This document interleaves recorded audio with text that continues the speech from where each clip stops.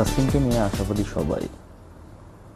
ওমর খালেদ ভেবেই পাচ্ছেন না তাসকিন আহমেদের বোলিং অ্যাকশনকে কেন অবৈধ বলা হলো।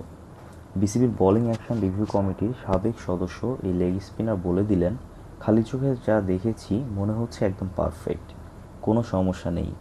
আগে যেমন দেখেছি তখনও সমস্যা মনে হয়নি। জানি না কেন সন্দেহ করা হয়েছিল ওকে।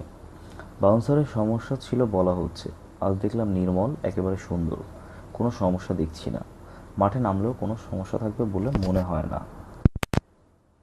অবশ্য সাদা চোখের দেখা আর ভিডিও ফুটেজ সফটওয়্যারে ফেলে হাতের বাঁকের ডিগ্রি মাপা ভিন্ন ব্যাপার। যা সাদা চোখে ধরা পড়ে না তা সেখানে ধরা পড়ে বলেই তো এত পরীক্ষা নিরীক্ষা। 4টি ক্যামেরায় ধারণ করা তাসকিনের বোলিংয়ের ফুটেজ এখন সফটওয়্যারের মাধ্যমে বিশ্লেষণ করে দেখা হবে। উন্নতিটা সন্তোষজনক মনে হলেই কেবল আইসিসির অনুমোদিত পরীক্ষাগারে অ্যাকশন পরীক্ষার জন্য পাঠানো হবে তাকে। তবে ফুটেজ বিশ্লেষণে কিছুটা সময় লাগবে বলে সেটাও সেপ্টেম্বরের আগে সম্ভব নয়। তাসকিন অবশ্য বেশ আশাবাদী যে তিনি দ্রুতই পরীক্ষার জন্য তৈরি হয়ে যাবেন। স্লোয়ার, বাউন্সার, গুড লেন্থ আর ইয়র্কার ক্যামেরার সামনে 4 রকম বোলিংয়ে 4টি ওভার বল করেছেন।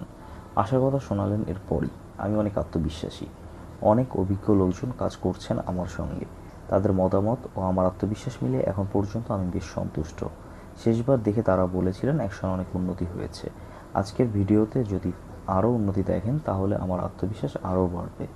উন্নতির ধারা ধরে রাখতে পারলে আশা করি অল্প সময়ের মধ্যেই পরীক্ষার জন্য যেতে পারব। ওমর খালেদ মনে করিয়ে দিলেন, 4 ক্যামেরা পরীক্ষা আর আইসিসি গবেষণাগারের জটিল পরীক্ষার মধ্যে যথেষ্ট পার্থক্য আছে।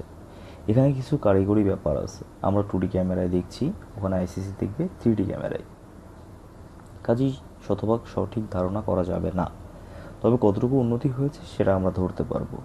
ফুটেজ বিশ্লেষণের পর প্রয়োজনে আসল পরীক্ষা যাওয়ার আগে আবারও পরীক্ষা করে দেখা হবে তাসকিনের বোলিং অ্যাকশন।